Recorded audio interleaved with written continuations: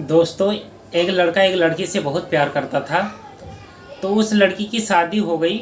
तो वो लड़का ससुराल चला गया लड़की के से मिलने के लिए।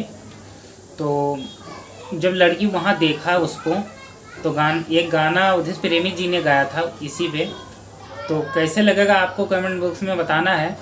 और लड़की क्या बोल रही है, अरे मिले खातिर हमरा से ससुरा में अइला, जान जइहे पिया जानी तू का कैला।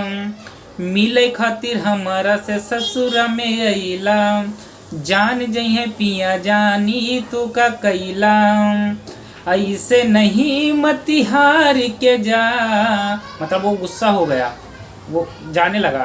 तो फिर क्या कहती है, ऐसे नहीं मतिहार के जा, अरे अइला तमुहवा मार के जा, पतई पर पानी ढार के जा।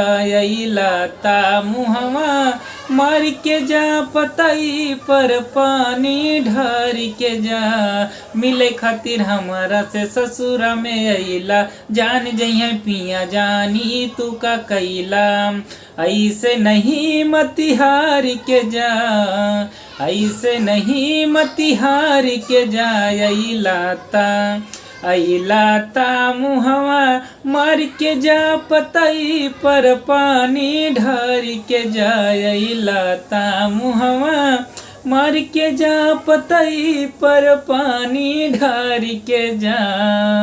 अगर अच्छा लगे तो हमारे चैनल को सब्सक्राइब करें और शेयर करें, कमेंट करें।